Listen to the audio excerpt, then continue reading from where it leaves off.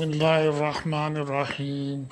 سورہ بقرہ کی 141 نمبر آیت ہے، اور یہ آیت پہلے گزر چکی ہے۔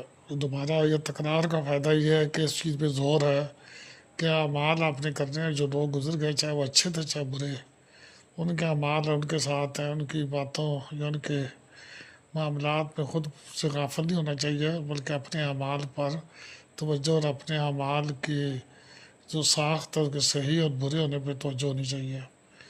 تو تل کا امت نیچے گزر چکی ہے، یہ جماعت گزر چکی، ان کو وہ ملے گا جو انہوں نے کیا، تم کو وہ جو تم نے کیا، اور جو عمل وہ کرتے تھے اس کی جو پوچھ تاچھ ہوگی وہ تم سے نہیں ہوگی۔ تو اللہ تعالیٰ کی ذات جو ہے نا ہمیں اس چیز سے جو ہے نا محفوظ رکھے کہ ہمارے اعمال کی پوچھ تاچھ برائی کے اعتبار سے ہو پکڑ کے۔ اور یہ مقرر بیان میں نے پہلے بتایا تھا کہ اس کو مبالغہ سمجھ لیں۔ اللہ تعالیٰ کی ذات ہم لوگوں پر آسانی فرمائے۔ یہاں پر پہلا پارہ مکمل ہو جاتا ہے، اور اگلا پارہ جو تحویل قبلہ کے ساتھ ہے وہ شروع ہوگا۔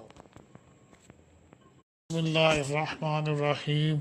اب یہ دوسرا پارہ شروع ہو رہا ہے۔ اس کے اندر جو اہل کتاب میں کچھ ایسے لوگ تھے جو اس طرح کی باتیں کیا کرتے تھے کہ مسلمان جو پہلے قبلے پر ہے، تو احمق لوگ کہیں گے کہ مسلمان جس قبلے پر پہلے سے چلے آتے تھے اور اب اس سے کیوں منہ پھیر بیٹھے ہیں۔ تو تم کہہ دو اے اللہ کے نبی، یا حضور صلی اللہ علیہ وسلم کو کہہ دو کہ مشرق اور مغرب سب خدا ہی کا ہے، وہ جس کو چاہتا ہے سیدھا رستے پر چلاتا ہے۔ یہاں مشرق اور مغرب اس اعتبار سے ہیں، ورنہ باقی تو جنوب شمال بھی اللہ تعالیٰ کے ہیں، ہر سمت اللہ تبارک و تعالیٰ کی ہے۔ تو اللہ تعالیٰ ہم لوگوں پر آسانیاں فرمائے، ہم لوگوں کو نیک رستے پہ چلنے کی توفیق عطا فرمائے۔